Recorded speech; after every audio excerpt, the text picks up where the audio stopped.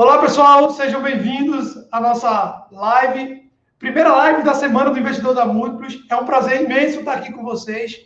Hoje que eu vou entrevistar não só um profissional que eu admiro muito, mas também um grande amigo, o Léo Trajano, personal financeiro. Mas antes eu queria deixar duas mensagenzinhas aqui para vocês, tá? Primeiro é que durante toda essa semana a gente vai fazer 20 consultorias gratuitas, ou seja, devido à limitação de tempo que a gente tem, principalmente com os profissionais aqui, a própria demanda interna, para você concorrer, né, a essa consultoria, basta preencher um formulário, contar um pouco da tua história, que a gente vai analisar, e se a gente puder lhe ajudar, vai entrar em contato contigo para te ajudar a começar no caminho dos investimentos. Então, durante toda essa semana, a gente vai dar aí essas 20 consultorias gratuitas, e, obviamente, à medida que você for se inscrevendo, o pessoal vai entrando em contato com você. Tá bom? Além disso, hoje a gente também vai fazer um sorteio no final da live. E, basicamente, para participar do sorteio é muito simples.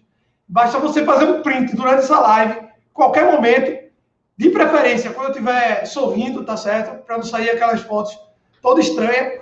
Mas você vai poder dar um print na página e marcar SI Múltiplos, hashtag SI Múltiplos. E, por favor, deixe o seu Instagram aberto, que você postando lá no Instagram com essa hashtag, você já vai estar concorrendo a um livro, que quem vai dizer é justamente o nosso convidado. Ao longo da live eu vou falando um pouco mais. Se vocês tiverem dúvida de como funciona, coloca aqui os comentários. Se vocês estiverem me escutando, por favor, comentem aí para eu saber que está tudo certo. Se vocês estão me escutando bem, já saí aqui introduzindo tudo e nem perguntei. Então, tudo bem com vocês, pessoal? Olha, hoje eu vou entrevistar ninguém mais, ninguém menos do que o personal financeiro. Ele que é administrador de empresa, já morou em mais de 10 países, mais de 10 anos atuando nessa área, é colunista de rádio, de TV, de jornal. No Instagram já tem aí mais de 30 mil seguidores. É uma pessoa que eu particularmente admiro muito e que vai ser uma honra estar dividindo com ele aqui espaço para conversar com vocês. Então, eu vou pedir que o Gabriel já coloque o Léo no ar, para que a gente possa começar. E aí, Leandro, tudo bem? Eu acho que o seu áudio está mudo. Opa, tudo bem, tudo bom. Muito bom estar com você aqui, João, com o pessoal que já está acompanhando a gente, com quem deve também estar acompanhando aí na sequência. E é um prazer poder abrir aí essa semana do Investidor da Múltiplos, né? E esse tema rico, muitos pontos que a gente vai abordar hoje aí, que certamente vão contribuir também com as pessoas que já estão investindo, independente da fase que estão da vida financeira. A noite vai ser bem rica, vai ser bem preciosa. Obrigado aí pelo convite, pela oportunidade a todos vocês, a você aí da Múltiplos, João. Para quem não sabe, Leandro é um grande amigo meu, mas eu acho que é a primeira vez que a gente está ao vivo junto, né, Léo?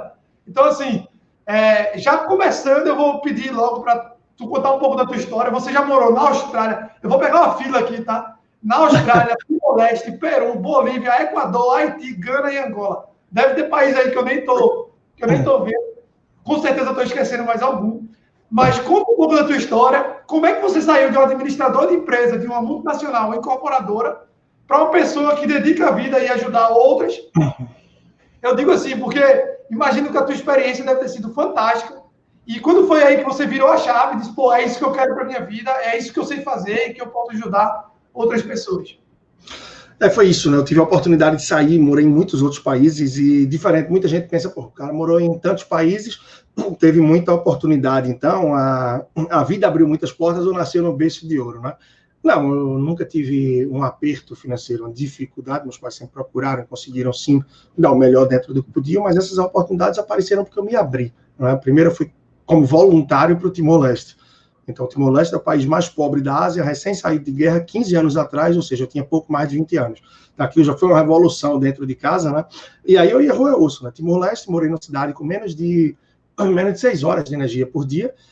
E aí eles falaram, quando a gente já tinha passado no processo voluntário, na processo de seleção voluntário, o trabalho foi voluntário, que a gente ia passar um tempo na Austrália para estudar inglês e conhecer um pouco do que os australianos desenvolviam para o Timor.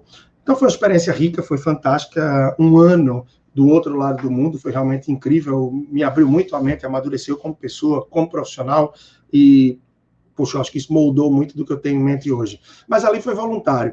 Então, pouco depois, quando eu já tinha pensado que não saio mais do país nem tão cedo, só depois que meus pais partirem, não quero viver à distância e tal, surgiu uma oportunidade muito interessante na minha área, em 2007, né, na área de administração, para ir trabalhar em Angola. E aí recebendo razoavelmente, algumas vezes mais do que eu recebia no Brasil 13 anos atrás. E eu aproveitei a oportunidade, né? Então, acho que apareceu o Timor, que eu me joguei, Angola, em decorrência do que eu tinha me jogado do Timor, assim como a Austrália. E quando eu fui para Angola, eu pensei, poxa, tenho que me jogar no sentido agora que eu vou ganhar razoavelmente mais, entender melhor o planejamento financeiro, como é que eu posso fazer para guardar um pouco de dinheiro e começar a investir. Que eu já tinha ouvido falar desde aquela época, óbvio, que poupança não seria a melhor das coisas, sobretudo para quem queria investir no longo prazo. E naquele tempo não tinha muito você ouvir falar, não tinha muita gente trabalhando com isso. O Cerbasi estava começando a aparecer com uma coisa ou outra, eu acho que o primeiro livro dele não tinha tudo isso que a gente vê hoje. E eu comecei a me jogar, a correr aí com vários livros, com muito estudo, com muita pesquisa do que tinha, mas era algo para mim. Até que vários amigos perguntavam, né? O que é que eu estava fazendo, como é que eu estava juntando dinheiro, investia, como era esse negócio, e começavam a pedir dicas. E aí o tempo foi passando.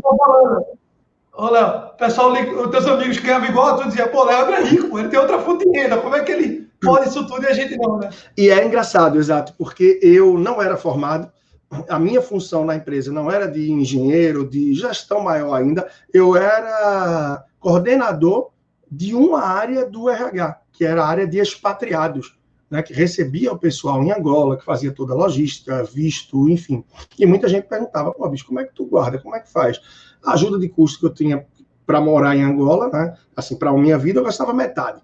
Então, conseguia poupar bem. Como eu não tinha despesas no Brasil, guardava todo o salário. E assim foi durante anos. Né? Gastava para algumas coisas de viagem, muita coisa nesse sentido. Comecei até um MBA, mas ainda bem que não concluí na FGV, porque era para gestão de construção civil, né? Que hoje não seria tão válido para mim. Enfim, o tempo foi passando, eu fui indo para outros países, aí Bolívia, Equador, Haiti, Gana. Antes eu tinha ido para o Peru para estudar espanhol com dinheirinho. Tudo trabalhando ou voluntário?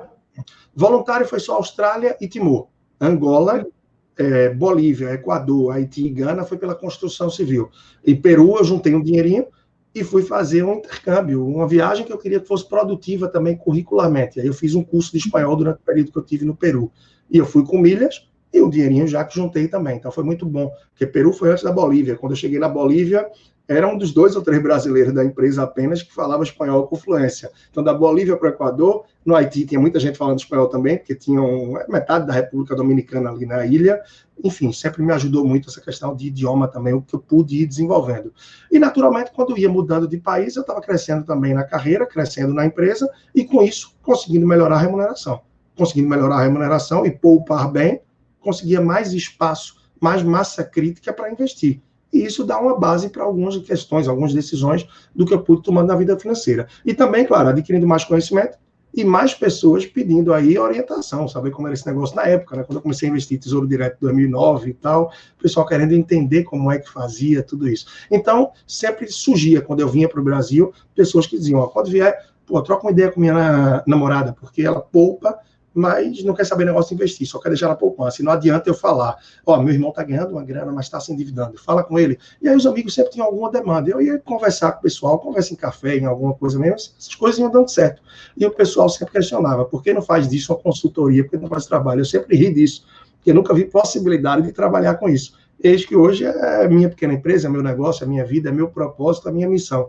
E muito feliz com isso tudo, e por poder impactar, contribuir com tanta gente, e hoje também de tantas formas, né? Com curso online, questão como você falou de rádio, de jornal, de TV, de redes sociais, e é sempre muito bom quando recebe os feedbacks, a gente vê que está conseguindo ajudar, né? Contribuir, transformar, impactar a vida de alguém com isso que a gente gosta tanto. E aí eu preferi, aos poucos, realmente virar a chave, né? E aí fui saindo do mercado de trabalho. Oi. E aí, mantendo aí já ainda nessa linha, como é que era viver nesse país e a questão do câmbio, né? Porque, por exemplo, eu morei um ano na Coreia do Sul, e assim, para eu conseguir comprar moeda coreana, era melhor trocar dólar e do dólar trocar para moeda coreana. E olha que é um país assim bem estável, assim, de quando eu morei até agora, praticamente não teve muita disparidade entre a moeda sul-coreana e o dólar. Agora imagina morando nesses países que são políticas monetárias muito estáveis, como é que era para lidar, principalmente com essa parte aí financeira? Você provavelmente ia receber em dólar, né, Leandro? Isso, o salário era em dólar. Os mais críticos, os mais difíceis, desafiadores, nesse sentido do que você está falando, João, era o Haiti e a Bolívia. né? O Haiti, o mais pobre das Américas, e a Bolívia, o mais pobre da América do Sul. Eu me lembro que durante o período que eu morei na Bolívia, teve um período que tinha um boato de que o banco que a gente tinha conta e que a empresa operava muito ia fechar. Aquilo ali fez um efeito para o banco gigante, todo mundo querendo tirar dinheiro, e era um dos maiores bancos da Bolívia. Oi? Foi a famosa corrida aos bancos, né? Esse é o maior medo de todos os países, ter corrida aos bancos. Exato, exatamente. E foi pesado, foi uma verdadeira corrida ali que intensificou muito, e depois se houve uma tranquilização, mas de todo jeito o pessoal ficava com muito medo, né? Imagina que era fila no banco, loucura, todo mundo querendo tirar dinheiro e tal. E Haiti, porque era difícil trocar o gourde haitiano, né, que é a moeda de lá, era difícil trocar pelo dólar. Então, assim, naturalmente, a gente recebia um salário razoável, que precisava de muito da moeda local, e a gente não queria vir com a moeda haitiana para o Brasil, claro. Então, para a gente conseguir fazer todo esse intercâmbio, tal, não sei o que, tinha que conhecer o pessoal do banco, fazer o saque, programar o saque. Não estou aqui, está guardado lá dentro, mas imagine que o cartão da gente do Haiti no banco não era um cartãozinho como... O cartão era como se fosse uma caderneta de poupança.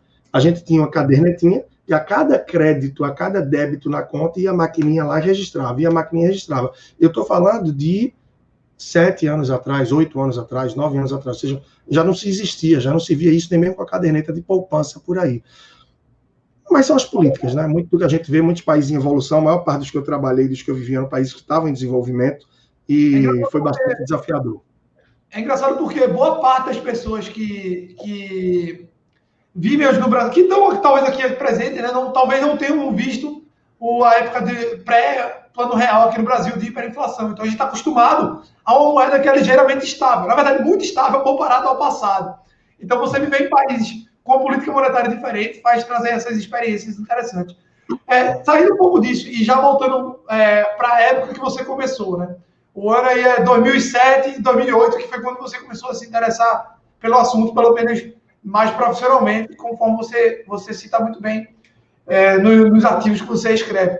A minha pergunta é, naquela época, devia ser muito difícil conseguir ter alguma pessoa que você olhasse e dissesse, poxa, esse cara me inspira. Se hoje em dia a gente tem diversas pessoas, youtubers, a gente tem escritores que não eram populares, né? E se tornaram, recentemente, com a internet, com o acesso das pessoas à internet. Como é que era ter essa informação? Era só através de livros? Na internet você conseguia também? E quem era o cara que tu dizia, pô, esse cara é um cara que eu admiro bastante? Você já falou de Cerbasi, mas cita aí um pouco isso. É isso. Na verdade, o período que eu morei fora, eu não passei todos os anos fora de maneira consecutiva, né? Eu saí a primeira vez em 2005, fiquei até cerca de 2012 para 2013. Então foram 8 anos, intercalando aí períodos em países que eu passei mais tempo ou menos tempo. Mais tempo eu tive no Haiti por 1 ano e meio, Angola por 1 ano e meio, Bolívia e Gana foi praticamente 1 ano, Timor-Leste também, Equador eu passei alguns meses, Peru também, então foi mudando bastante. Mas a internet não tinha essa força das redes sociais tão grande. A gente tinha um Orkut ali até 2005, quando eu fui para Timor e para a Austrália, o Facebook estava começando a aparecer, mas essa história de você ter um WhatsApp, ter stories para fazer, live, você entrar ao vivo tão facilmente, não. Era Skype, tá? E não era tão acessível, não era tão fácil. Boa parte do período que eu morava fora, o telefone mais diferenciado que tinha, que já era o nível executivo, era um negócio fantástico, era o top de linha na época. Então, não tinha essa facilidade toda, ou seja, as pessoas não podiam, como a gente pode expor a nossa ideia hoje, numa linguagem, de uma forma acessível, com o feedback que eu tive agora de noite, de alguém que me disse, pô, a forma que você está falando sobre finanças está cada vez mais leve, mais tranquila, é fácil de compreender. Então, na época, a gente não tinha muito do que captar. E tem uma corrente muito grande ainda de pessoas que falam um economês muito grande e que não traduzem, não simplificam muito a linguagem. E termina que isso, para quem passa o dia na empresa, quem passa o dia trabalhando, não capta muito do que se fala. E traduzir, trazer essa simplicidade é muito importante. E quem eu vejo até hoje, que para mim a referência maior, é o Gustavo Cerbasi. Tá? Eu sei que muita gente nova surgiu, tem muita gente boa sim, mas a carreira dele é consistente. Tudo que ele construiu, tudo que trouxe, que traz até hoje, inspira, é o que inspirou desde o começo e segue inspirando muito fortemente até hoje. Mas claro que tem sim muita gente boa que surgiu, uns com milhões de seguidores, outros com muito menos, mas que contribuem, impactam de uma forma que é genial. E aí a gente tinha muita gente de fora que se via também, né? Muita gente de fora, e um livro ou outro que eu comprei na época, que eu estava até olhando, folheando esses dias, livro de gente que você nem encontra em redes sociais, mas que ajudou a impactar, a construir esse começo da minha caminhada, do meu conhecimento nessa jornada financeira. Ah, legal, Léo. Inclusive, Cerbasi, que foi do seu ídolo e hoje em dia é praticamente um amigo. Né? Eu já vi, eu acho que mais de uma vez, você em live com ele aí no Instagram. E aí, falando desse ponto aí, você levantou bem essa questão de como era a dificuldade na época. E a gente tem hoje algumas facilidades que não tinha desde então. Eu vi um estudo recente que falava que a nossa geração, na verdade, que é a geração Y, né, os millennials, eu digo nossa porque considero que a gente ainda está estamos na mesma caminhada, né? Eu estou no comecinho dela, mas estou. Mas até os seus 40 anos aí, o pessoal da millennials, ela tem possui um menor conhecimento sobre educação financeira, é mais propenso a tomar dívida e tem uma menor probabilidade até de ter uma reserva de emergência do que a geração anterior, a geração dos nossos pais, aí dos seus 40, 60 anos, que eram umas pessoas que tinham uma maior consciência nesse sentido, né? E aí, nesse estudo, ele fala, por exemplo, que entre os comportamentos mais comuns dos millennials era o uso ingênuo do cartão de crédito, coisa que não existia no passado, né? A facilidade do crédito, serviços financeiros alternativos, que era a questão de empréstimos salariais. Estou pegando uma fila aqui que eu abri aqui essa pesquisa já para trazer, né?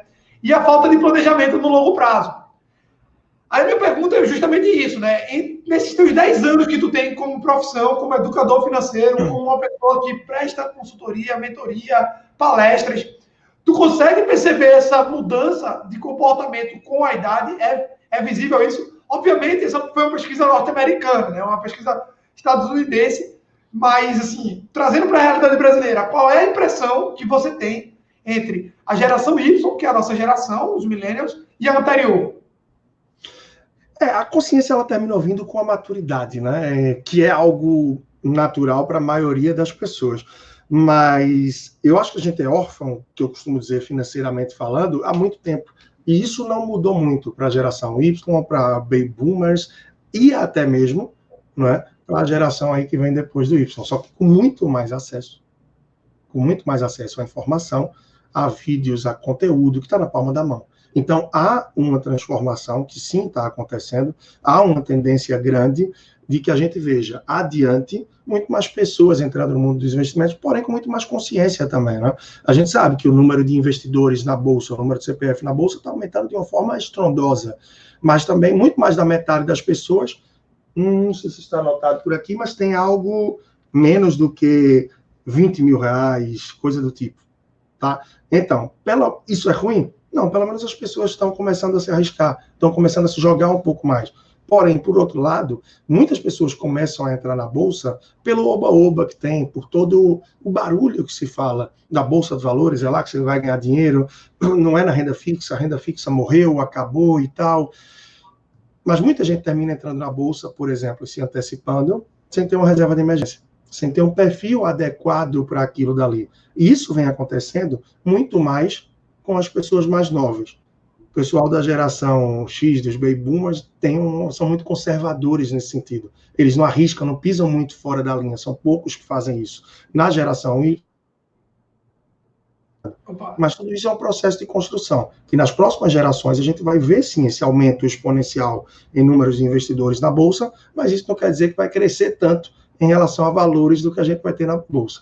Uma vez, querendo ou não, as pessoas mais novas têm menos recursos, né? Estão em construção para isso. A impressão que eu tenho é que os jovens, hoje, eles têm uma certa pressa. Eu falo mais os jovens até o final da geração Y já para a geração atual, né? Tem uma certa pressa em ganhar dinheiro, né? Antigamente era comum a gente ver os pais, avós da gente fazendo aquela famosa mistura, né? Poupança, imóvel. Imóvel, poupança, era só isso aqui, mas eram coisas que eles sabiam como funcionava. E hoje, essa diversidade de produto financeiro, essa possibilidade de você operar com derivativo, fazer mini índice. Dia desse, eu estava indo para uma formatura de medicina, e aí uma das pessoas que eu estava conversando estava dizendo que estava operando um aplicativo novo aí de trade. E assim, metade da turma estava nesse aplicativo. Eu disse, pô, vocês são estudantes de medicina, talvez sejam uma das profissões que ainda aqui no Brasil sobrevive muito nessa parte de conseguir uma boa rentabilidade, de ter uma boa receita ativa, e vocês estão perdendo o tempo de vocês fazendo day trade, assim, vocês podendo se especializar em alguma área que não tem na sua região, você está fazendo isso. Então, assim, a impressão que eu tenho é meio que uma pressa para ganhar dinheiro, uma mistura de também adrenalina, ansiedade. Tu enxerga isso, na tua visão, né? E aí já engatando a pergunta, e também convidando todo mundo já para fazer perguntas aqui, tá, pessoal? Façam perguntas, por favor. Aproveitem que a gente está com Leandro aí para tirar nossas dúvidas. Então, perguntem aqui na caixa de comentários, que vai ser um prazer estar respondendo para vocês. Mas você enxerga isso como um problema, Leandro, ou faz parte do aprendizado? Na verdade, tem essa busca pelo aprendizado, tem esse desejo de muita gente em torno disso, só que muitas vezes falta um foco, né? Tem uma frase que, em algum momento de inspiração, de filosofia, eu não sei o que é que eu vivi, eu terminei trazendo aí, e até hoje eu escrevo, solto em alguns eventos, em alguns momentos, né? O bom planejamento financeiro é melhor do que o investimento inconsciente. E é o que falta em muitos casos. Tem muita gente que me procura para querer investir, que certamente procura vocês para começar a investir, e quando você observa, essa pessoa muitas vezes não está no ponto, essa pessoa não está pronta para começar a investir. Ela precisa se planejar melhor financeiramente, para aí sim, entrando no nível de investimentos, ela poder engatar, ela poder avançar. Então, bom planejamento financeiro, muitas vezes é melhor do que um investimento inconsciente. Eu canso de ver no dia a dia esse tipo de coisa que você citou. Pessoas que têm possibilidade, que podem partir para uma outra forma de desenvolver massa crítica, ou seja, de poupar, para poupando mais, ter mais recurso para investir, daí multiplicar, mas as pessoas às vezes querem mergulhar nisso. Eu me lembro que teve uma pessoa muito jovem que eu faço trabalho com os pais, enfim, essa pessoa também eu tenho contato, e uma vez os pais disseram, Leandro, é muito importante sempre você frisar isso no seu trabalho. A geração de renda é muito importante, gerar renda é fundamental, trabalhar. E isso eu vejo muito, cada vez mais as pessoas querem mais facilidade. E essas facilidades abrem espaço para os faraós da vida, para as pirâmides, para os golpes, e o pessoal vai de vez para isso, porque o pessoal quer ganhar dinheiro fácil. Então, muita gente esquece que a essência está no trabalho. Salvo as pessoas que vão ter alguma forma extra, uma herança, ou isso, ou aquilo, é o trabalho que vai fazer. Então, é por isso que eu falo muito de 4 pilares, que são essenciais para a vida financeira, João, que é gerar renda, né? Você não vai conseguir avançar se você não gerar renda. Se você não gasta bem, não é gastar bem, gastar muito, não é gastar bem com equilíbrio, é gastar, claro, com consciência. Se você gera renda e você gasta bem, você vai poupar mais. E se você gera renda, gasta bem e você poupa mais, aí você tem que partir para investir melhor. E se você trabalha esse fluxo, é quase que inevitável você não chegar aonde você quer, né? Você não vai ter como chegar. Ou seja, o teu caminho está sendo traçado, é fatal. Então, são 4 pilares da vida financeira que todo mundo devia se preocupar. Agora, tem gente que ainda nem está gerando renda e já quer investir. Tem gente que nem está gastando bem, gerando a renda suficiente, mas já quer estar poupando mais. E então, tudo isso causa um desencontro muito grande. Ou seja, saber seguir degrau por degrau, step by step, e saber que é uma construção, e que não é aos 20 e poucos anos que eu vou atingir a liberdade financeira, a independência financeira. Isso é para poucos. E devido a diversas razões, a gente tem que entender que é sim uma caminhada de longo prazo, é uma jornada que se vive, e com muita base em construção, recorrência e consistência. Essa questão de que você falou bem aí, pontuando como investimento como uma ferramenta, né? Porque, assim, a impressão que muitas pessoas têm é que é uma nova fonte de renda, e não é bem assim. Pelo menos é uma coisa que eu converso muito aqui com os clientes da Múltiplo, que investimento é uma ferramenta que vai te auxiliar a chegar em algum lugar. Mas se você não souber utilizar essa ferramenta, de nada vai adiantar. Então, é bem aqueles 3 pilares: rentabilidade, aporte, né, as suas aplicações mensais e o tempo. Na fórmula de juros compostos, né, o efeito bola de neve, o tempo é um fator exponencial. Só que o que as pessoas focam hoje em dia? Na rentabilidade. Dos 3 parâmetros, rentabilidade, tempo e aplicação mensal, o único que você não controla é a rentabilidade. O tempo você consegue controlar, porque você sabe o seu panorama que você tem na frente, então você consegue botar 1 hora a mais ou não.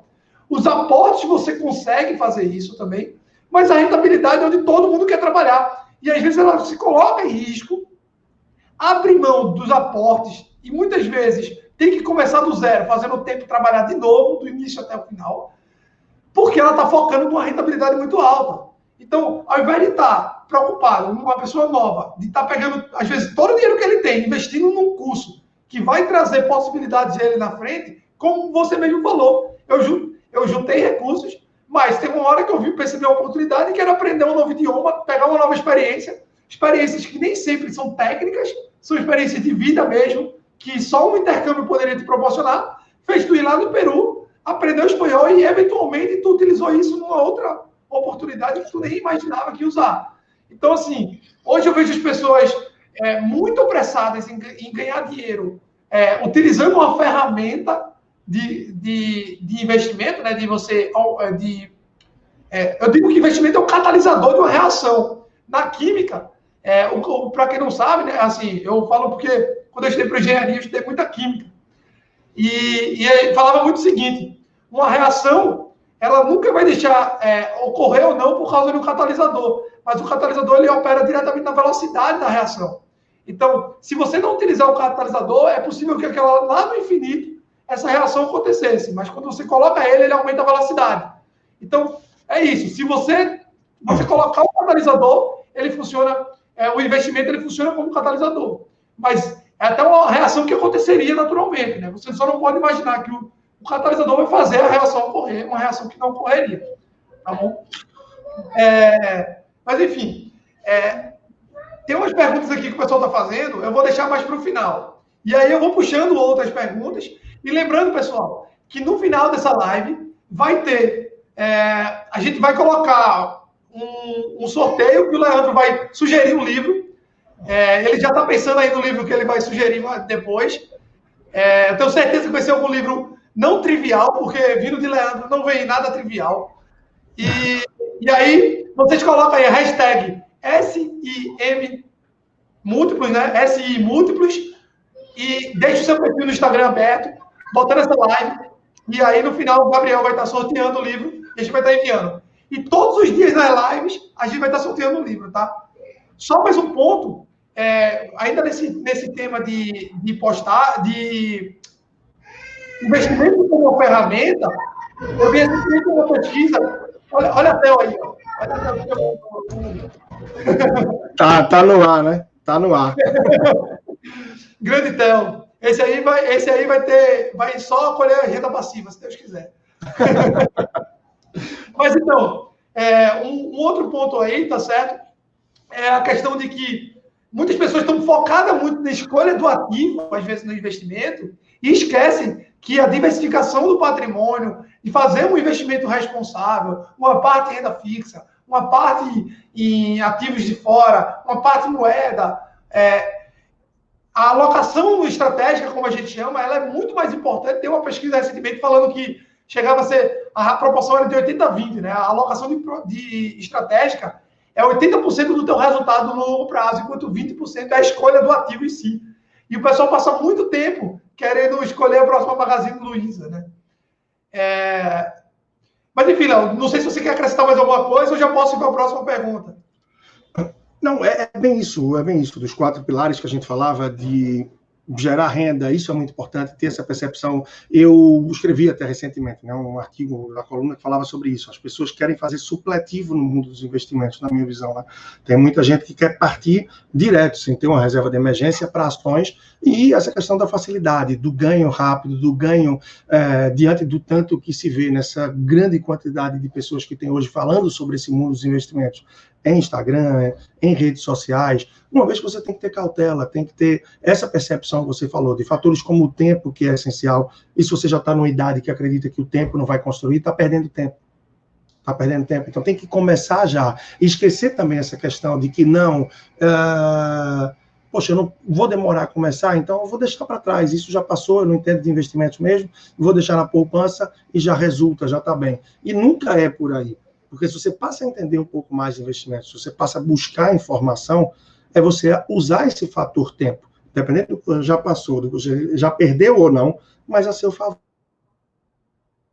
Se houver consistência e recorrência de aportes mensais, como sobretudo para quem está também nos acompanhando aqui. Joia, não. E aí eu já vou entramos agora em meia hora de live, e eu já vou entrar num outro tema, que é, eu acho que não tem como falar de educação financeira sem falar sobre isso, tá? Que é o tema de financiamento. E assim, vai ser uma aula que eu vou ter agora com você, mas eu quero explorar um pouco de coisas que não são tão triviais, que a gente não vê tanto por aí. E nada como mostrar isso através de uma história. Você já deve ter visto muito caso de dívidas de bancos que pareciam impagáveis de clientes seus. Eu já vi. Você já me contou algumas histórias que eu fiquei assim, de boca aberta. Como um caso aí de um cliente que você lembra que era bem difícil a situação dele e que o cliente conseguiu renegociar.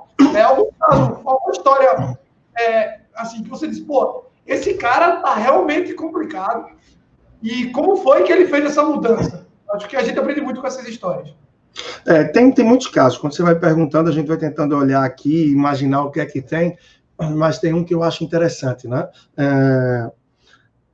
Bom, tinha um casal que já estava numa situação, né, um pouco apertada, um pouco difícil, mas não diferente de tantas outras pessoas, devido ao padrão de vida que leva diante da realidade que é possível. Então, já é um ponto a se anotar, a se observar, a se refletir. O padrão que eu vivo é dentro ou acima da minha realidade. Então, isso é muito interessante. E perceber que esse padrão de vida não encaixava com a possibilidade que tinha, fez com que começassem a rever a situação. E, claro, normalmente é interessante que você comece a rever a sua situação na rotina, no dia a dia, né? Como é que estão teus gastos, como é que estão tuas despesas fixas, variáveis, despesas extras, o que é que você pode cortar, enxugar, não é? O que é que você pode reduzir ou substituir? Veja que é diferente, cortar, enxugar, reduzir ou substituir. Então, tem diferentes possibilidades. Depois de fazer todo esse processo, eles viram que ia precisar bater um pouco na pele. Então, dói um pouco mais. Quando você tem que se desfazer de alguns serviços ou de algumas coisas que fazem parte do seu dia a dia para que você adeque a sua realidade financeira. Então, viram que talvez fosse razoável passar a não ter mais 2 carros, e sim um carro. Mas não por praticidade, por rotina, mas pela necessidade que levaria a conseguir algumas conquistas. Secretário em casa já não ia dar para manter, iam ter que passar para um sistema de diarista. E, por fim, depois desse processo todo, de cortar, reduzir, enxugar e substituir despesas, viram que não só tiveram que impactar e sentir na pele com essas diferenças que houveram, a título de você perder secretário em casa, suporte para quem tem, passar a ter apenas um carro, mas também de mudar de casa, mudar um imóvel. Uma vez que eles já tinham uma parte significativa, sim, que estava quitada, porém, como o imóvel tinha um valor relativamente significativo, eles ainda teriam longos anos de caminhada para percorrer com tudo isso.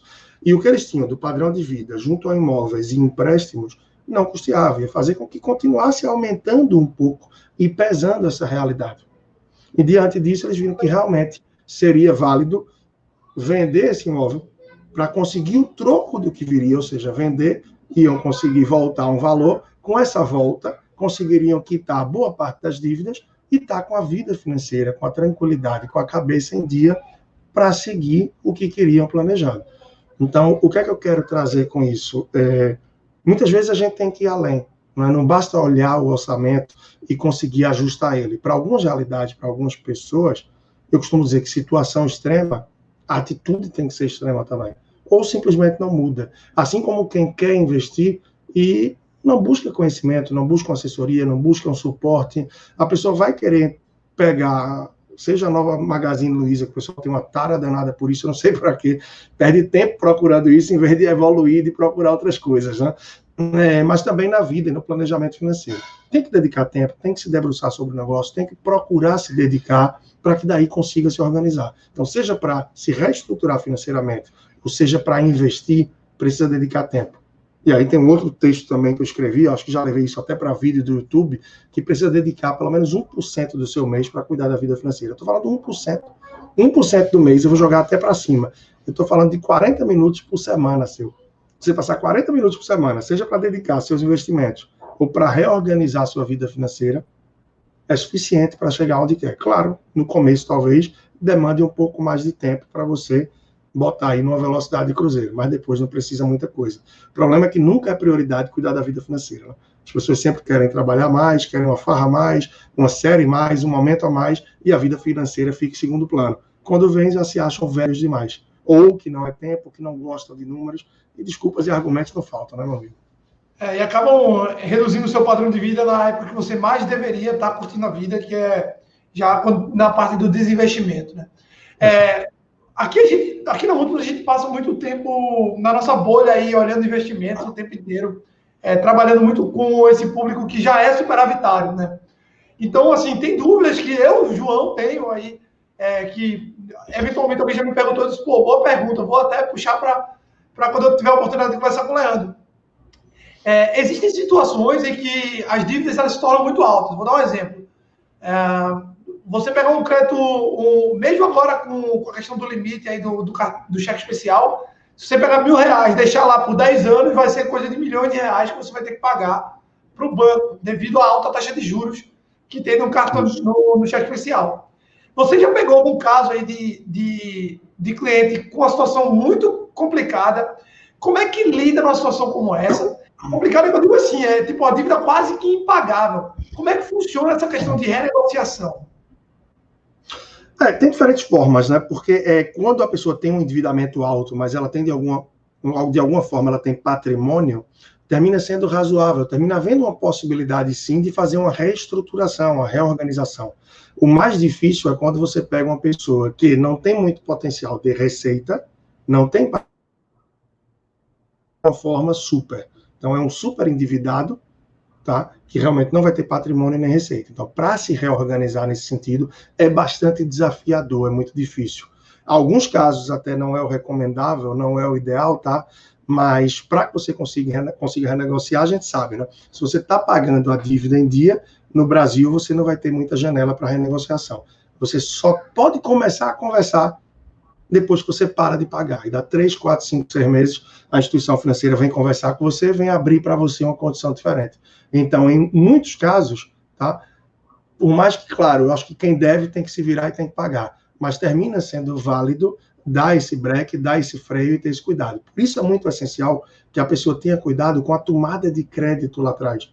Porque, por exemplo, o empréstimo consignado é uma ferramenta fantástica. Ela pode sim atender e ajudar bastante a pessoa. Mas é aquele tipo de crédito que você toma que você jamais vai poder ter essa opção de parar de pagar para renegociar. Afinal, o consignado, até para minha surpresa, que sempre achei que estava falando de algo que todo mundo sabia o que era, mas muita gente não sabe como funciona. Então, para trazer um pouco, o empréstimo consignado, geralmente você vai conseguir através de sua empresa pública ou privada que você trabalha, essa empresa vai ter contato, não é? Vai ter aí um vínculo com a instituição financeira que permite que a parcela do seu empréstimo já seja debitada no salário. Então, assim como um imposto de renda, o INSS, você já vem com o débito no salário, ele já chega líquido dessa parcela. Isso reduz a possibilidade, praticamente não existe possibilidade de você não pagar aquele empréstimo. Com um risco menor para a instituição financeira, os seus juros também são menores. Mas você não tem a possibilidade, de um momento de aperto, de extrema necessidade, dizer, olha, esse empréstimo eu vou pagar no mês que vem 2 parcelas acumuladas ou 3, quando eu receber o 13º, uma bonificação, eu ajusto, não vai ter essa possibilidade. Todo mês vai vir isso daí. No empréstimo pessoal, não. Dependendo da situação, você pode sim procurar ter mais flexibilidade para chegar a um ponto desse. Então, ter atenção também à tomada de crédito é essencial. Isso a maioria das pessoas não tem, João. A maioria das pessoas olham simplesmente se a parcela cabe no orçamento ou não. Não olham o custo efetivo total daquele empréstimo, não olham quais os juros efetivamente para tomar aquele crédito. Isso termina sendo um parcelador, né? A relação de empréstimo é uma coisa engraçada, porque tudo que o banco quer é garantias. Ou garantia de quanto tempo você vai pagar, ou garantia de como você vai pagar. Então, se você não oferece nada para o banco em troca, não espere que você vai ter uma taxa de juros baixa. É por isso que muitas vezes o cheque especial é o que tem a maior taxa de juros. Cartão de crédito vem em segundo plano. Por quê? Porque o cartão de crédito você ainda sabe, o banco ainda sabe que você pode parcelar tudo mais. Mas o cheque especial, o banco não sabe se você vai ter condição de pagar, porque você não tem saldo. Se você tem algum tipo de garantia, tudo que ele tem é informações que ele tem de metadados de você. Então, se você quer algum tipo de empréstimo, quanto mais garantia você quiser, melhor. Então, o consignado ele entra muito nessa linha, né? Você tem um CLT ou então emprego público. Por isso que as taxas de juros são menores. Faz todo sentido, Leandro. E as pessoas, João, só um ponto, a instituição financeira muitas vezes não oferece, as pessoas não lembram, por não conhecer as modalidades de empréstimo. Por exemplo, você vai buscar um empréstimo pessoal, tá? Vai ser oferecido para você, não sei, eu estou falando aqui aleatório, 3, 4% de juros ao mês, tá? Se você diz, olha, eu estou levantando 40, 50 mil emprestado, eu tenho um imóvel, eu tenho um terreno, eu tenho um carro que vale mais do que isso, posso botar como garantia? Essa taxa de juros vai sim cair. E se ela não cair significativamente na instituição financeira que você está buscando, busque em outras também. Porque as pessoas ficam muito presas. Eu sou cliente do banco XYZ desde 17 anos, eu sou cliente do outro banco há 20 anos. E por que um outro banco vai me oferecer condições melhores? Se eu nunca nem pisei nesse banco, é claro que pode oferecer condições melhores, porque esse banco sabe que para trazer novos clientes ele só vai conseguir, seja para investir, que a gente sabe que na realidade não vai ser no banco, né? Mas numa corretora, seja para tomar crédito, procure sim, pelo menos 3 instituições financeiras. Procure uma instituição financeira, uma cooperativa, tá? Que ela pode te oferecer uma condição boa. Procure um outro banco. Você tendo levantar 3 opções aí, a possibilidade, se compara com o seu banco, você pode voltar para o seu banco e dizer, em outro eu consegui essa condição, você consegue barrar, e aí você começa a jogar o jogo do mercado. Mas quando você acredita que só é o seu banco, que só é ele, você só olha a parcela para ver se cabe ou não, ou financia, João, como você falou há pouco, o imóvel, olhando apenas também se a parcela cabe. Pouca gente observa que se você paga uma parcela de 2.100 no seu financiamento, na maior parte dos tipos de financiamento, e por longos anos, se você paga 2.100, só vai reduzir do valor que você pegou emprestado, só vai amortizar do saldo devedor 30% da parcela aproximadamente. Ou seja, você paga uma parcela de financiamento de 2.100, só reduz dos 200 mil que você pegou lá emprestado com o banco para comprar seu imóvel, R$700, 30% ao mês. E os outros, de quê? Os outros quase 70% aí. Saldo de taxa de juros, sobretudo, tá? Taxa de juros, taxa de administração e seguro. Então, o ideal é que não se compre um imóvel, a não ser que você tenha um baita valor de entrada para dar. E sem deixar também de especificar que as pessoas no Brasil não têm hábito de olhar leilão, né? Leilão é uma ótima oportunidade, seja para investir, ou seja para você comprar o seu primeiro imóvel. Mas as pessoas no Brasil não conhecem essa modalidade, fogem dela e perdem grandes oportunidades com isso. Vamos explorar mais sobre isso. Eu tinha separado já algumas perguntas aqui sobre imóvel, mas você já foi adiantando. Deixa eu te fazer uma pergunta aqui. Deixa eu te fazer uma outra pergunta aqui, antes de entrar nessa área dessa parte de imóveis. Tá? Uma pergunta que eu acho que, assim, também eu tenho uma certa curiosidade, eu queria saber a tua opinião, né? Porque muitas vezes a gente toma conclusões no nosso trabalho, a gente vai aprendendo a lidar com algumas coisas, mas não existe muito certo e errado, porque cada pessoa é um laboratório diferente, né? Verdade. Então, é sempre bom saber uma outra opinião. O quanto, na tua visão, o quanto que é permitido uma pessoa saudável financeiramente comprometer a renda no pagamento de uma dívida, de um passivo ou de um financiamento? Até quando isso vale? Tem regra de bolso para isso ou não? Não tem, vai depender de caso a caso, não? Depende, né? De mercado a gente escuta que é 30%. Né? Não comprometa mais do que 30% com dívidas. E são diversas dívidas, né? Porque se a pessoa tem a dívida de um financiamento, se a pessoa tem a dívida de financiamento imobiliário de carro, é uma dívida saudável. Por que é uma dívida saudável? Porque se entende que a pessoa está no cenário, no momento otimista, que ela concorda em se endividar para dar um upgrade na vida de alguma forma. Por mais que carro financiado seja coisa de brasileiro. Não faz muito sentido comprar um carro e financiar. Se der tempo, a gente fala sobre isso. Eu tenho uma pergunta sobre isso. Tá. E dívidas outras, que aí são dívidas negativas, que é quando eu não consegui pagar o cartão de crédito. É porque eu fiz uma viagem, voltei, gastei mais do que esperava, e aí precisei pegar um empréstimo. É porque eu vou viajar, não tenho dinheiro, mas não vou deixar de curtir as férias e vou pegar um empréstimo também. Leandro, mas essa é uma dívida boa, não? A pessoa vai de férias, é uma dívida positiva. Não, porque se a pessoa sabe que vai tirar férias e ela é planejada, ela consegue juntar um dinheirinho para essa finalidade. Então, 30% é o que se fala do mercado, mas eu acho que há variáveis, né? Por exemplo, se você é solteiro e mora com os pais, por exemplo, você pode ter um índice de endividamento um pouco maior, porque o seu risco vai ser menor. Uma vez que você não paga as despesas de moradia, talvez você não pague despesas de manutenção da casa, que é energia, condomínio, você não paga alimentação. Então, você pode ter um grau de endividamento que passe dos 30%. Isso é saudável? Obviamente que não. Afinal, quem é solteiro e mora com os pais deveria poupar pelo menos 30% do que ganha. Solteiro que mora com os pais deveria poupar pelo menos 30%. Porém, tem um fôlego de se endividar, teoricamente, um pouco maior, por ter todo esse suporte. Leandro, por que solteiro que mora com os pais, 30% do que ganha? Simples, muito simples. Porque do seu orçamento, não é? Vamos dizer, um exemplo para ir para números redondos. Se você ganha 10 mil, tá claro, estou indo para números redondos aí, cada um sabe a sua realidade. O ideal é que você não gaste mais de 30% das suas despesas, aí é indiferente. Se você gasta 9, se você gasta 7, você não gaste mais de 30% de suas despesas, aí você tira aí seus números, tá? Com moradia. Então, seja um aluguel, um financiamento, uma secretária, uma diarista, energia, internet, todos os gastos de moradia. Então, por isso que é os 30% da contrapartida. Porque se você é solteiro e mora com os pais, você deveria poupar pelo menos 30%, que é o equivalente à moradia, caso você morasse sozinho. Se você é solteiro e mora com os pais, não poupa isso, pense 10 vezes antes de morar sozinho. Ou você vai precisar arrochar muito nó, puxar muito a rédea para conseguir se adequar. E às vezes só funciona assim para algumas pessoas, né? Esse é o tipo de conhecimento que só a experiência mostra. Muito legal esse exemplo de...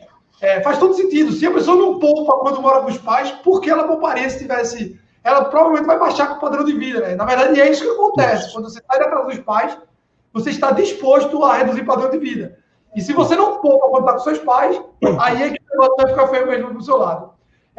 Pessoal, Gabriel acabou de me avisar assim, aqui que esse é o sorteio mais fácil de ganhar da história aqui da Múltiplos, porque poucas pessoas ainda estão participando. Então, se vocês quiserem ganhar o livro, bota aí, hashtag SIMúltiplos, tá certo? E bota o print aqui dessa live, manda no Instagram. Leandro, será que você dá uma palhinha? Eu estava falando com você, você não queria me dizer qual era o livro, mas diga aí qual é o livro que a gente vai sortear hoje, antes da gente continuar. Já pensou em algum? Veja, é o seguinte, tem muito livro bacana, a gente sabe que tem muito livro rico, mas tradicionalmente muita gente termina por indicar, por exemplo, Pai Rico, Pai Pobre, Homem Mágico da Babilônia, entre outros títulos. Tem um que está até ali, termino que não... Bom, não vou conseguir pegá-lo agora, mas é O Motorista e o Milionário. É um livro básico, naturalmente ele parte da base, ele parte da raiz, mas é raro não, na verdade eu nunca vi ninguém indicar esse livro, mas ele foi muito transformador, ele foi de muito impacto para mim mais de uma década atrás, e em vários momentos eu costumo indicar ele, inclusive lá no meu site, na lista de sugestões de leitura, ele é o primeiro livro que está lá. Então, por ser um livro, não vou dizer que é raro, mas que eu nunca vi ninguém indicar, tá? Repito, ele parte da base, mas é uma leitura básica, gostosa, elementar, que você olha, poxa, por que não comecei isso antes? Ou por que eu não melhoro isso com base nessa leitura tão simples que me trouxe conhecimento? Então, para não ficar só em um, então esse vai de planejamento, educação financeira de uma forma muito sutil, e já que a gente falou do Gustavo Cerbasi, a gente está na semana do investidor da Múltiplos, né? Então, eu acho que investimentos inteligentes dele é uma ótima indicação também, que é um compilado aí de vários tipos de investimentos, que traz muito conhecimento, que traz muitos detalhes ricos para que a pessoa tenha aí esse overview, essa visão geral, e até aprofunde um pouco mais em alguns temas por alguém que é referência no Brasil sobre tudo isso. E quem não está participando ainda, corre aí então, viu? Corre, porque se o negócio está fácil, até eu estou vendo aqui, se não consigo participar também, quem sabe. Eu tô já botando também, porque eu não li o Motorista Milionário, mas depois dessa propaganda, eu confesso que eu fico com vontade de ler. Então, vou fazer o seguinte, vou botar o Motorista Milionário e o Investidor Inteligente. A pessoa que... Investimento inteligente, né? Investidor inteligente é o de Graham, né? Isso, então, o vencedor, ele escolhe qual dos dois vai querer ganhar, tá certo? A gente vai sortear e a pessoa que ganhar, a gente entra em contato, pergunta qual ela quiser, a gente envia o que ela preferir. Léo, então, voltando aqui para a live, tá? Deixa eu te fazer uma pergunta sobre financiamento de carro. Já que você levantou a bola, eu vou puxar um caso aí que aconteceu essa semana, que um cliente veio me perguntar e disse o seguinte, ele estava em dúvida se valia a pena, ele já tinha uma boa parte do financiamento do valor do carro, ele já ia pagar de entrada, então assim, era em torno de 70% a 80% do valor do carro, ele ia pagar de entrada, mas ficava faltando aí em torno de 30 mil para ele pagar. E isso era toda a reserva de emergência dele. E ele falou, João, o que você acha melhor? Eu parcelar por um ano aí essa reserva de emergência, ou esses 30 mil, ou esse valor aí do carro, esses 30 mil, os 20% restante, e aí eu vou pagar 3 mil reais de taxa de juros, ou eu quito logo o carro e eu ganho 10% aí na lata. E assim, considerando a situação dele, era uma pessoa que está para ter uma filha recentemente, tanto ele quanto a esposa eram médicos, pessoas que conseguiam absorver a parcela. Eu falei, olha, eu nem pensaria 2 vezes, eu financiaria o veículo, ou esses 30% restante, porque, ao meu ver, você tem uma filha aí que está para nascer, pode vir custos imprevisíveis, vai se descapitalizar de reserva de emergência nesse momento. E aí ele disse, pô, eu estava querendo isso, mas meu racional mostrava que os 10% era melhor. Mas eu sentia que isso aí também talvez fosse uma opinião importante, eu queria ouvir tua opinião, ele falando para mim, né? Eu disse, olha, essa é como eu daria numa situação como essa, na minha visão. E aí eu queria saber, não sei como é que você pensa em relação a isso, Leandro, não sei se você discordaria da minha opinião, mas eu já engato uma pergunta. Existe alguma situação, na tua visão, que vale financiar o veículo? Cortou o finzinho do áudio, eu acho. Tá. Não, tudo bem. Peguei. Existe alguma situação que vale financiar o veículo. Chegou com um pouquinho de delay, mas veio. Então, o que é que acontece? Deixa eu só pegar os números para relembrar. Ele já tinha um valor de 70% de entrada. Me repete só essa parte inicial. Pronto, ele tinha mais ou menos 70%, 80% da entrada, já tinha pago do carro, e ele estava em dúvida se ele financiaria 30 mil restante e pagaria 3 mil de taxa de juros em um ano, tá? Ou se ele pagaria... Ia descapitalizar, né? Oi? Ia descapitalizar com isso. Ia descapitalizar. E aí ele pagava tudo, ele tinha o valor de 30 mil para pagar, e aí ele ficava sem reserva de emergência, né? Aí ele disse... Eu penso o seguinte, se o que você dispõe é dos 70% aí, então adequa ao valor do carro que você vai comprar, né? É o que eu penso, adequar, eu não sei se entendi bem, tá? Aí eu estava fazendo conexão aqui, adequar o valor que você vai comprar. Poxa, descapitalizar muito fortemente pode ser perigoso, porque, querendo ou não, é uma fase que você fala que está vindo filho, a família vai crescer e tal, então descapitalizar totalmente não seria o ideal. Por que não adequar o padrão do carro que vai comprar? Eu não sei se captei bem a pergunta, desculpe, teve uma hora que cortou aqui. Eu entendi perfeitamente, é uma boa visão. Então, eu acho que seria isso. Em vez de comprar um carro, por exemplo, claro, um exemplo aqui está dos 100 mil, onde, digamos que eu teria os 70 e teria que dar os 30, eu descapitalizaria ou ia financiar. Baixa um pouquinho, compra um carro de 70. Por exemplo, esse carro de 100, 70 seria que ano? O 2017 dele já seria 70. Compra um modelo 2017. Mas é uma pessoa que quer, aí o status destrói sonhos, status pega muita gente. Então, compra um carro um degrau abaixo, mas que pegue os 70, que com 70 você já consegue, sim, comprar um carro diferenciado. Mas muito cuidado nessa questão de descapitalizar, é muito comum. As pessoas juntam dinheiro com um propósito e, num determinado momento, terminam queimando isso, sobretudo com carro ou com uma viagem, e terminam ficando aí de calça curta, né? E não só para o mundo dos investimentos, mas eu acho que para várias outras situações da vida, né? Quando a maré baixar, a gente vai saber quem está nadando nu. Então, dizia o Warren Buffett contra isso, eu acho que serve para várias situações. Precisa ter muito cuidado. Só ilustrando rapidamente com um ponto. Eu lembro que teve um casal que eu fiz o trabalho, bons anos atrás, que eles tinham um carro X e que eles foram na concessionária decididos a trocar esse carro por um carro abaixo e voltar com... eu acho que 15 mil de troco, né, de volta, eles teriam acesso aí a uma pequena volta. Só que o que é que acontece? Chegaram na concessionária, decididos do que ia fazer, veio o vendedor com todos os gatilhos, muito bem informado, muito bem treinado, e conseguiu fazer o quê?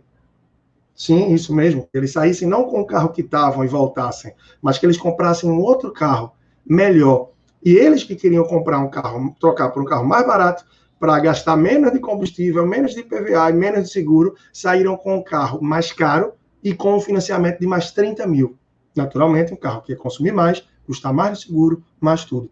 E o troco foi pro beleléu. E não tão estranho, né? Teve uma reportagem que eu participei da Record, falando sobre finanças para casais e tal, e teve um dos personagens da reportagem, como chama, né, que disse que uma vez saiu com o marido para comprar um sapato e compraram um carro.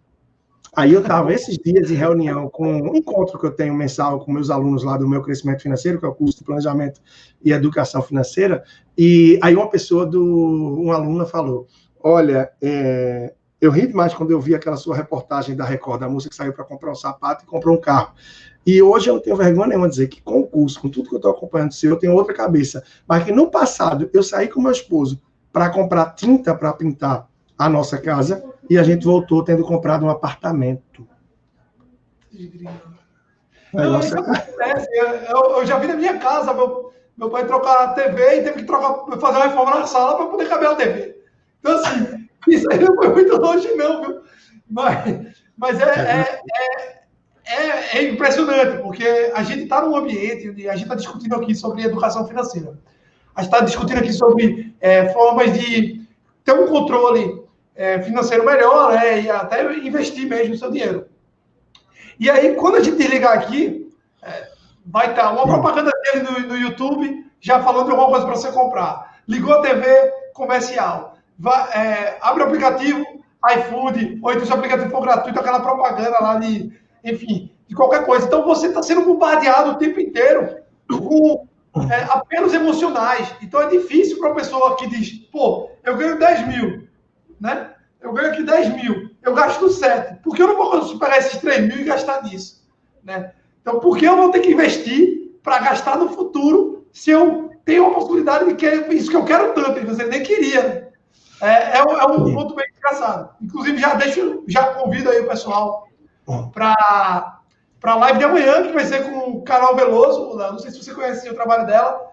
Ela é especialista em finança comportamental. É engraçado, porque o trabalho dela no Instagram está sensacional. Ela está fazendo um trabalho de finanças comportamentais. Ela tem especialidade pela Universidade de Chicago e topou conversar com a gente. Eu liguei para ela sábado, meia hora, para conhecer um pouco Carol. A gente quase não desligava o telefone. Então, assim, realmente vai ser um outro ponto que vai ser legal falar um pouco sobre esses gatilhos mentais, né? Que você deve conhecer bastante também.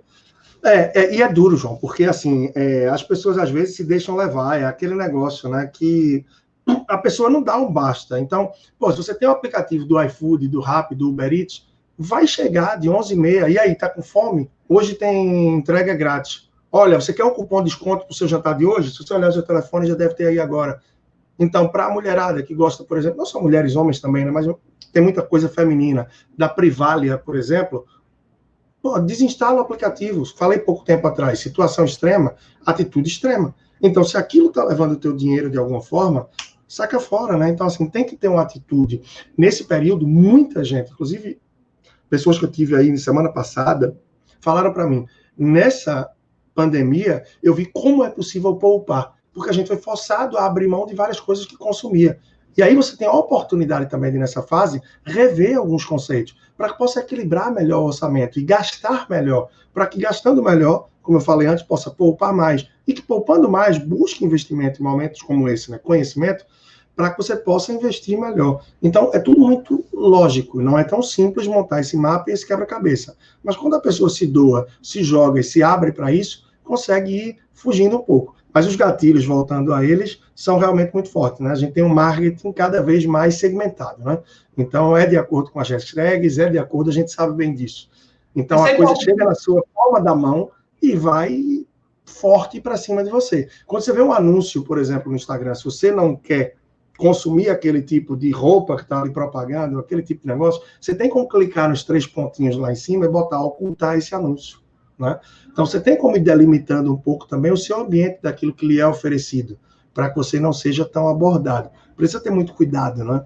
É muito interessante tudo isso. São muitos vieses aí. Eu fiz recentemente um curso de Psicologia Econômica com a professora Vera Rita, né, de Melo Ferreira, que é um nome aí gigante no Brasil, e deu para se ver muito mais coisa quanto a isso, que é um assunto fantástico, né? A gente vê hoje o Dan Ariely, o Kahneman, tanta gente falando sobre esses vieses, as questões comportamentais, psicologia econômica.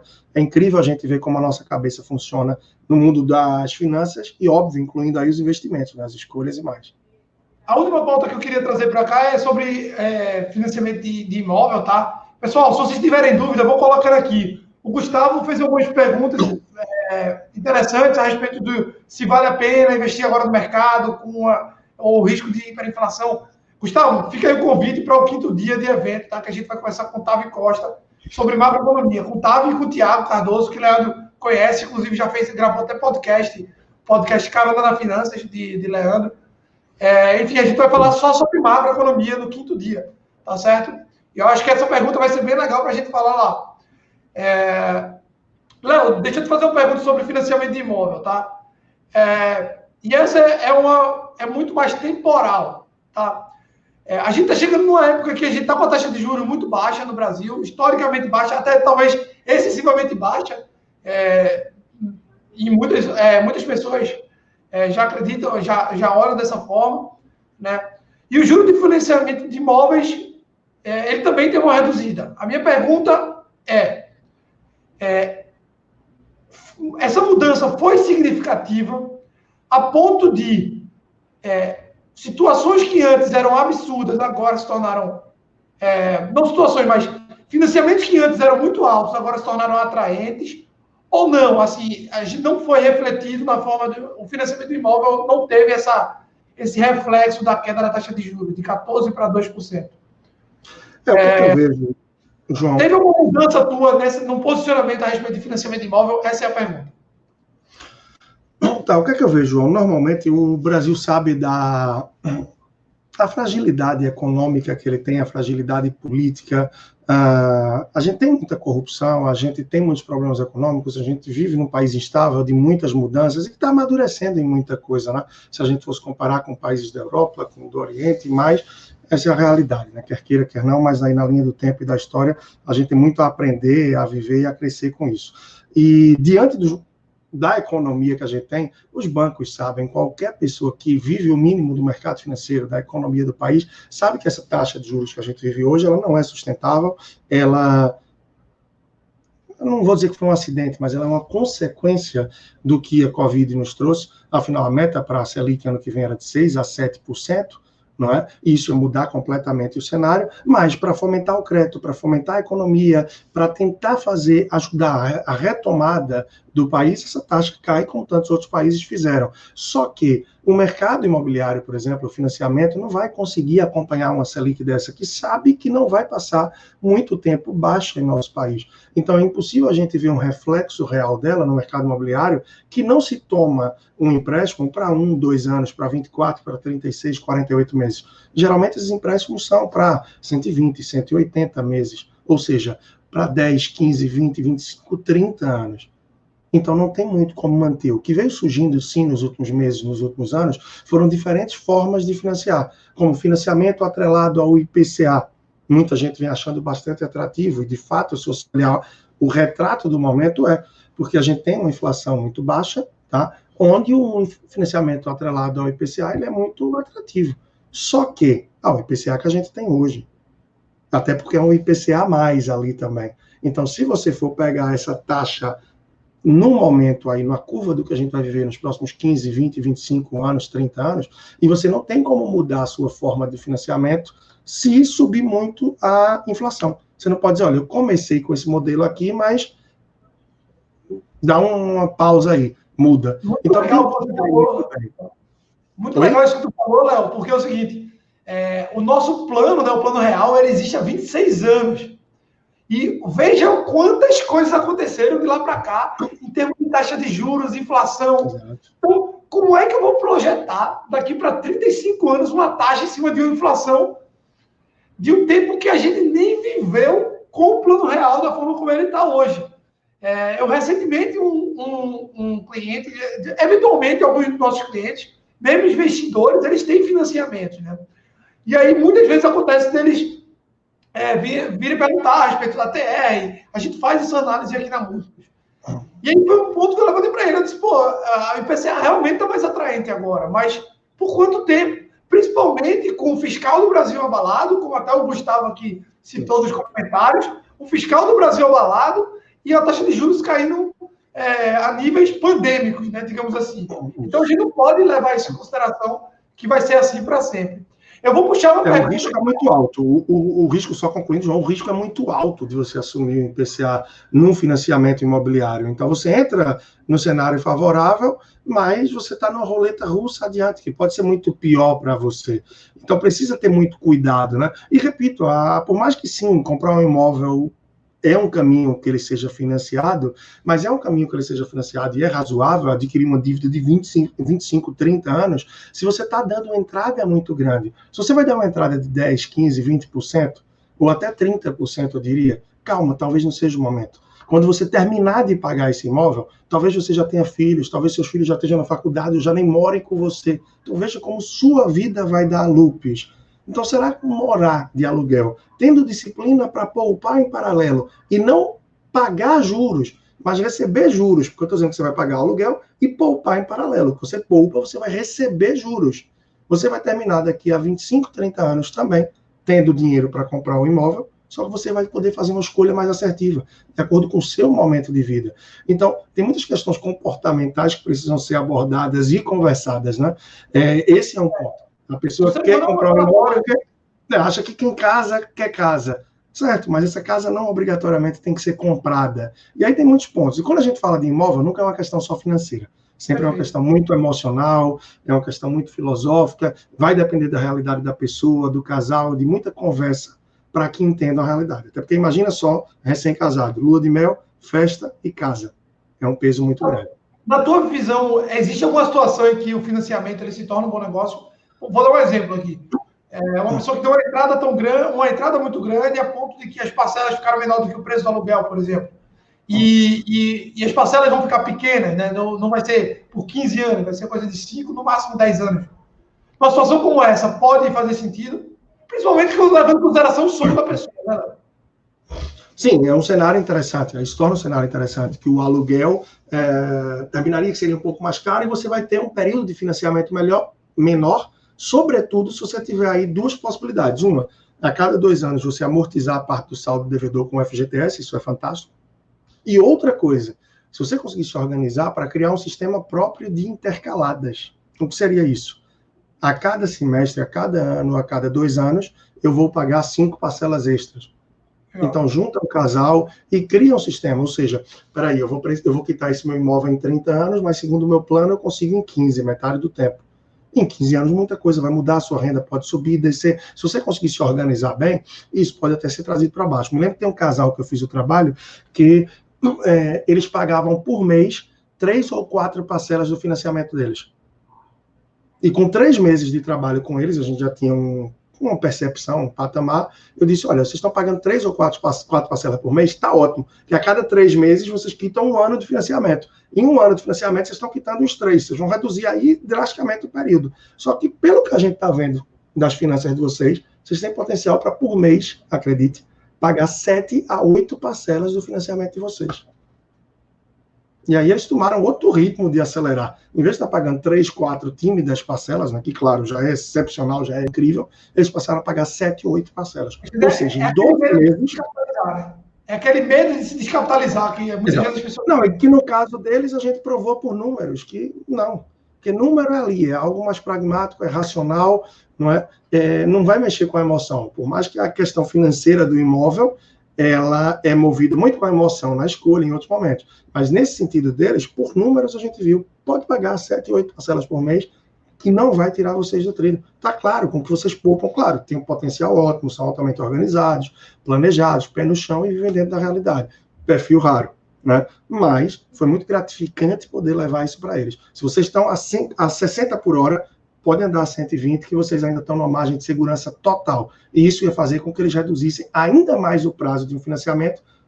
Eles já estavam para reduzir aí drasticamente, né? Eles iam reduzir ainda mais. Então, esse tipo de coisa é muito bom quando você constata, né? E a gente falou, só um que é bom destacar, a gente estava falando agora há pouco de Selic, do looping, algumas coisas que dá, né? E a gente falou do IPCA, que se você financia no longo prazo, isso pode ser muito ruim para você, e você disse, não tem nem como é que a gente vai fazer uma projeção de 30 anos na frente e tal, até porque eu costumo olhar e mostrar em muitos momentos, se você pegar a taxa Selic nos últimos 10 anos, por exemplo, você vai ver que, em média, a cada 3 anos, ela dá não é um looping, né? Mas ela tem um pico. Então, o Brasil, a gente tem toda essa instabilidade que se reflete nisso, né? 2007, 2008, o que é que se esperava para a taxa Selic? Em 2013, o que é que se esperava para a taxa Selic? Uma estabilidade e tal, ela vem dar um salto. O que é que se espera? Então, a gente é muito vulnerável, a gente tem uma saúde financeira, a título de país, é muito frágil, muito suscetível a mudanças devido ao que acontece no panorama local, nacional e no internacional. E tudo isso termina interferindo um pouco também no que a gente tem em casa. Por isso que é muito bom a gente cuidar da soleira para dentro de casa, das nossas finanças pessoais, do nosso planejamento, dos nossos investimentos, para que a gente tenha um pouco mais de blindagem, né, de antifragilidade, quase eu diria, em relação ao que acontece no cenário externo. Isso é engraçado porque essa questão de Selic, de ter um pico, né? A gente nunca passou por uma Selic tão baixa e nunca segurou por tanto tempo uma Selic abaixo da inflação. A meta de inflação esse ano, a previsão de inflação desse ano é maior do que a Selic, e a previsão da inflação do ano que vem é maior do que a Selic, com o fiscal se deteriorando. Ou seja, é possível que esse salto que você citou, que é recorrente, ele tem todas as propriedades para ser maior ainda no futuro. Então, assim, a gente tem que ter muito cuidado quando fala de financiamento do PCA. Muito bem pontuado, Leandro. Eu vou puxar para as perguntas do pessoal, né? Já tem uma de Célia, uma de Jéssica aqui, também tem uma de Gustavo, porque já está se aproximando do fim. Na verdade, já passou do tempo, tá, Leandro? A minha ideia era a gente fazendo a live durante 1 hora, no máximo meia hora mais de perguntas, mas já estamos no nosso limite aqui. Então, deixa eu te fazer lá uma pergunta para Célia, tá? Que ela falou o seguinte: eu tenho um carro 2015 completamente quitado. Estou pensando em trocar por um mais novo, apenas fazer um novo financiamento, dando o carro atual, né, esse 2015, como entrada e assumindo o restante parcelado. Na sua visão, Leandro, isso é um bom negócio? Ou, enfim, quais são os parâmetros que ela deve avaliar aí? Eu vou responder com um case, tá? Aí eu acho que vale para ela analisar e para cada um de vocês. É comum cruzar com pessoas tá, que estão acabando de pagar um carro e que dizem: olha, eu já estou quitando o meu carro já está quitado, aí eu queria comprar um carro novo. Aí eu vou dar o meu de entrada e vou financiar. Muito similar ao que nos trouxe a Célia. E aí o que eu recomendo para a maior parte das pessoas, tá, é o quê? Ah, Leandro, estou quitando o meu carro agora em dezembro. O que é que eu faço? Continua pagando a parcela. Um exemplo, se a parcela é R$1.000, continua pagando 1.000. Em vez de você trocar de carro em dezembro, em janeiro, quando o seu carro estiver quitado, segura mais 2 anos, por exemplo. Tá? O que é que vai acontecer? Ah, se eu fosse vender meu carro em janeiro de 21, eu venderia ele por R$30.000. Aí eu vou financiar para comprar um de 50, vai se endividar em 20 aí. Tá? Se você passar mais 2 anos pagando a parcela do carro, porém para você mesmo, você vai juntar em 2 anos, tá? 24 mil. Estou excluindo aí, estou dizendo que você ia botar embaixo do colchão. Se você investir esse valor, você vai chegar a 25, não sei, aí vai depender de que tipo de investimento você vai fazer, tá? E aí, digamos que você vai vender esse carro em janeiro de 2023. Tudo bem, ele chegou aí a 26, 27 mil. Se ele chegou a 26 e você juntou 24, você vai ter os mesmos 50 mil. Porém, você vai estar comprando um carro quitado. E aí, o que é que você tem que fazer? Comprou o carro quitado em janeiro de 2023, não para de pagar a parcela. Por quê? Porque você sempre vai estar, quem usa carro, seja com 3, com 5, com 7 anos, vai trocar. O problema é o que as pessoas fazem? Quando quitam o carro, ou dizem, ufa, estou livre daquela parcela. E aí esse valor da parcela entra no padrão de vida e a pessoa gasta com outras coisas. Aí depois de 2 anos vai trocar o carro, o que é que faz? Dá de entrada, financia de novo e fica pagando juros. Então, melhor do que pagar juros é receber juros. Então, deixa a parcela do carro eternamente no seu orçamento, que isso vai fazer muito sentido. É isso, por exemplo, que a gente faz aqui em casa. Todo mês a gente paga a parcela do carro. De que carro? Que o carro já está quitado faz tempo. Do próximo carro. E quando a gente for vender o carro, planejado para ano que vem, a gente vai ter o valor do carro, mais o que a gente juntou nos últimos 2 ou 3 anos. E a soma desses dois valores é o teto do orçamento do que a gente pode gastar para o próximo carro. Muito legal. Então, eu acho que seria razoável, você já não entendeu, se não ficou, mas seria razoável tentar dar essa segurada. Ficou claro. Dar essa segurada e ir para frente. Mas sempre ter a parcela no orçamento, né? E assim, é bom levar em consideração 2 pontos aí, né? Quando você dá o seu carro de entrada para comprar um novo e ainda bota o resto parcelado, você, além de estar tendo custo de impostos, porque o carro novo, ele tem praticamente 30% dele é só imposto, né? Você também está colocando financiamento em cima dos impostos. Então, assim, você está colocando muitas variáveis aí que vão encarecer um produto. No custo do carro, boa parte dali vai ser só juros e imposto.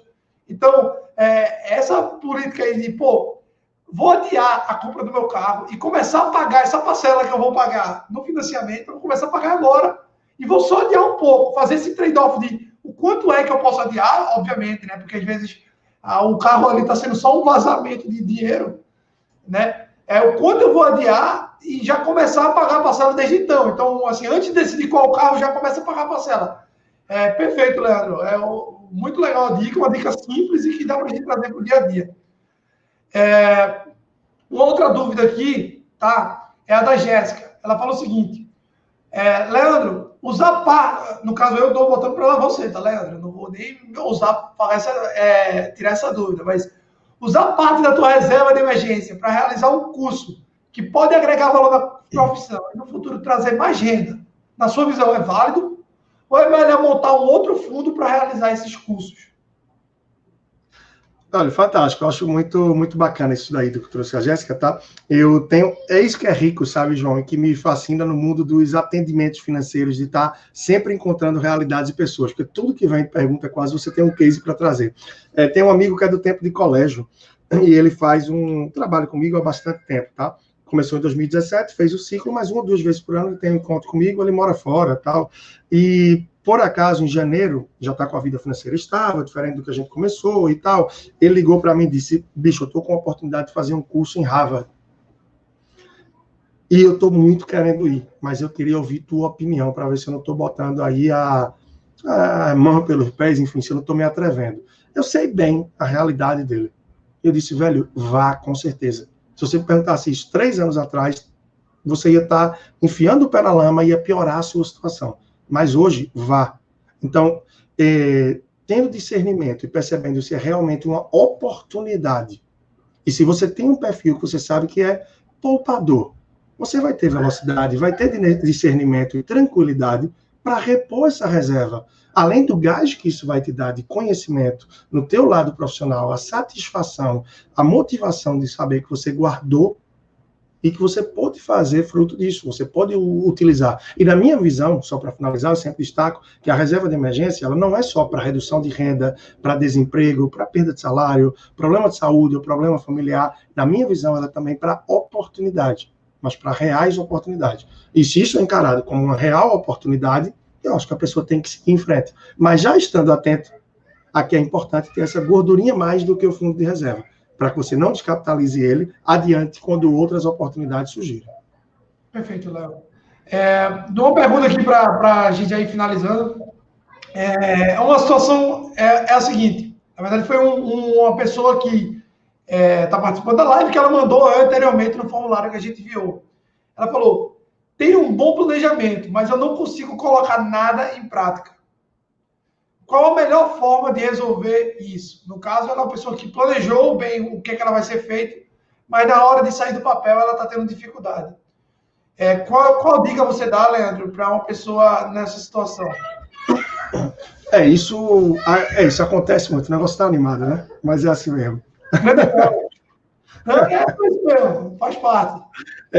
Então, o que é que acontece? Né? Isso é muito comum. Isso é muito comum. Às vezes a gente sabe o que... Pronto, eu vou trazer um exemplo. Eu fui procurado por uma empresa agora, nesse período, que me disse, olha, eu já tive palestras na área, já tive eventos na área para o meu pessoal, eles sabem o que precisam fazer e sabem qual é a dor, qual é a necessidade deles, mas me parece que eles não sabem como fazer. E às vezes tem pessoas que sabem qual é a dor, sabem o que precisam fazer e sabem como fazer, mas elas não fazem. E muitas vezes o que falta para botar essa mão na massa é uma dor maior. Algo que leve a perceber essa necessidade que ela é real. Aí eu vou trazer um exemplo. Reserva de emergência. Muita gente não julgava isso tão importante. Pessoas que eu atendia que ganhavam 60, 70, 80 mil por mês e que gastam tudo que ganham.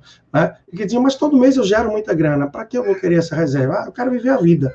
Não esperavam que a empresa fosse fechar as portas, que os hospitais não lhe permitissem mais fazer uma cirurgia e que tudo isso ia acontecer.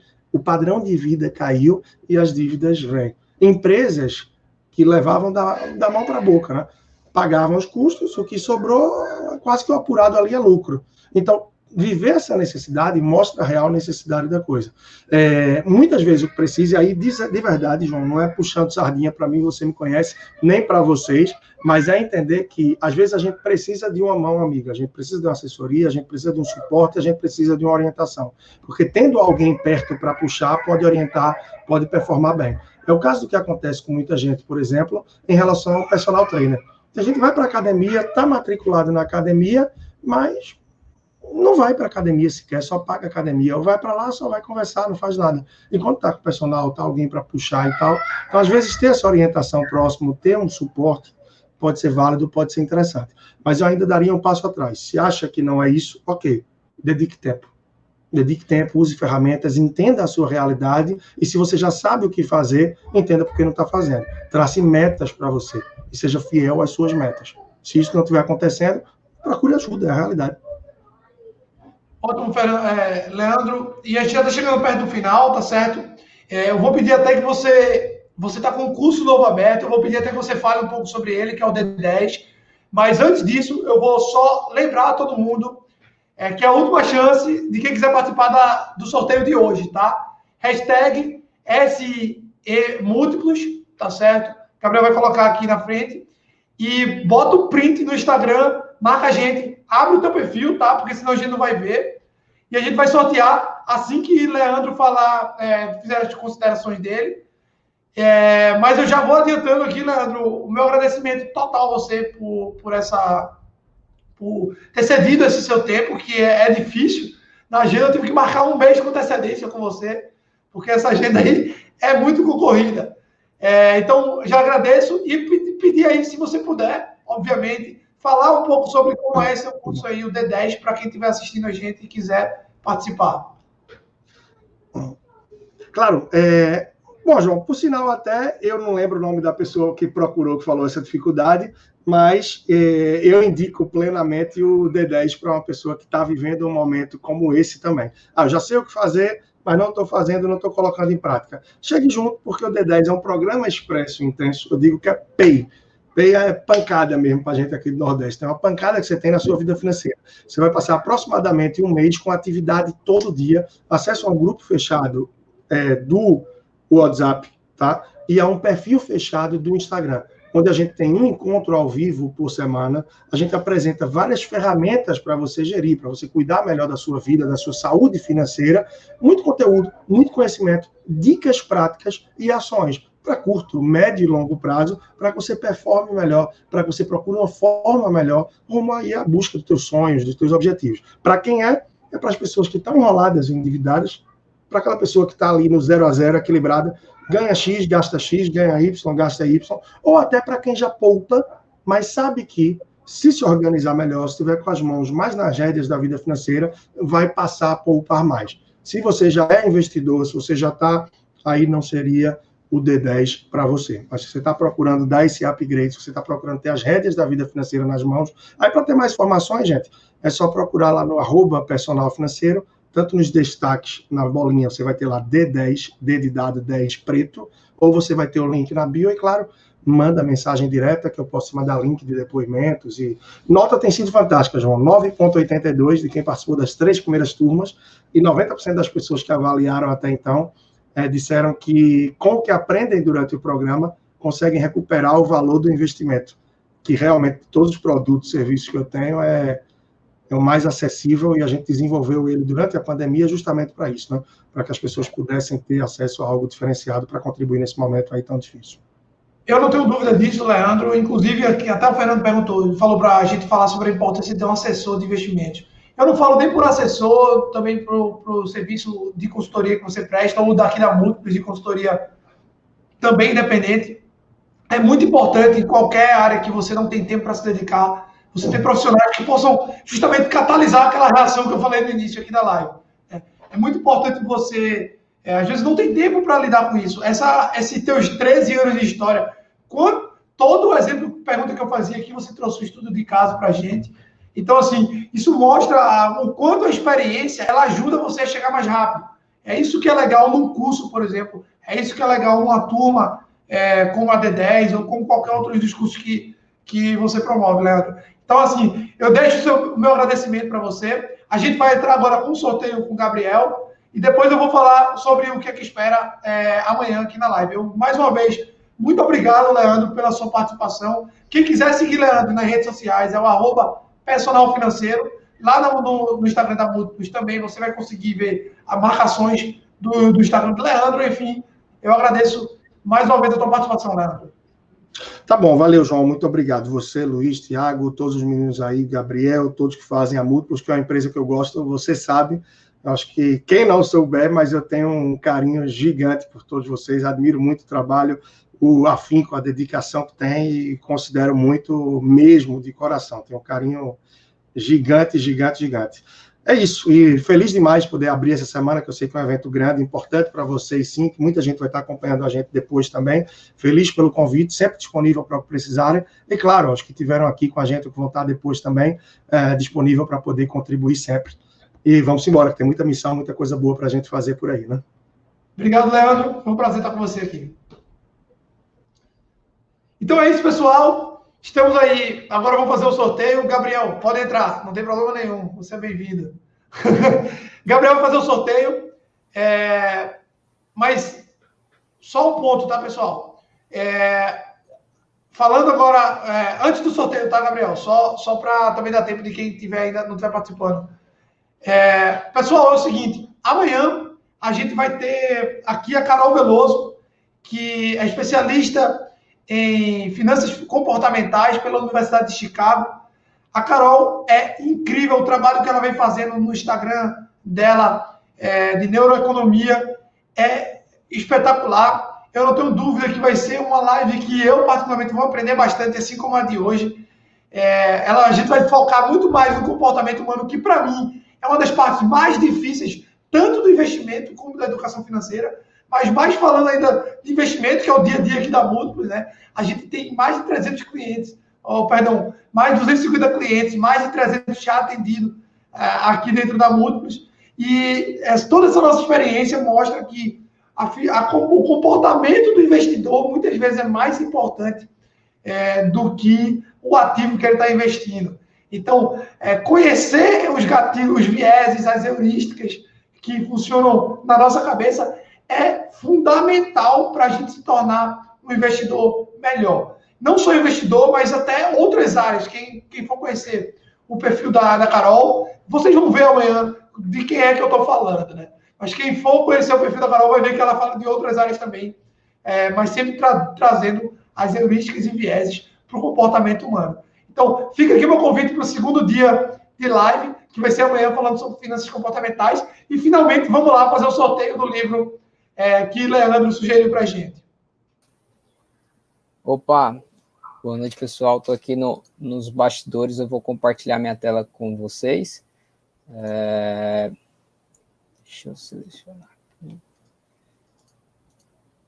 Só um instante. Esse vai ser um dos sorteios mais fáceis aqui da Múltiplos. A gente teve 6 pessoas participando. Eu vou dar uma atualizada aqui no Instagram, ver se mais alguma pessoa comentou. E não, mais nenhuma. Então, vou realizar o sorteio. Da última vez a gente teve alguma dúvida sobre o site, então eu peguei esse site que é o embaralhador, ele vai dar 10, né? No caso aqui a gente está com 6 pessoas, e aí a gente vai selecionar o primeiro nome que aparecer. E desse primeiro nome a gente entra em contato e a pessoa escolhe qual dos livros vai querer das 2 recomendações de Leandro Trajano. Então vamos lá. E Jéssica. É a segunda vez que a Jéssica ganha, viu? Jéssica, está participando dos nossos sorteios e já é a segunda vez que está ganhando. Legal, então. Jéssica, a gente vai entrar em contato com você, tá certo? Você vai escolher lá qual dos 2 livros que o Leandro recomendou, ou Investimentos Inteligentes, de Gustavo Cerbasi, ou o Motorista Milionário, também recomendado por ele. A gente vai entrar em contato com você. Pessoal, mais uma vez, muito obrigado pela participação de vocês. Amanhã, às 7h30, aqui com a Carol Veloso. Eu espero vocês. Muito obrigado pela presença de vocês. E deixem aí os comentários. Curtam para aumentar aí o engajamento também da nossa postagem. Tá bom? Um abraço, pessoal, e até amanhã.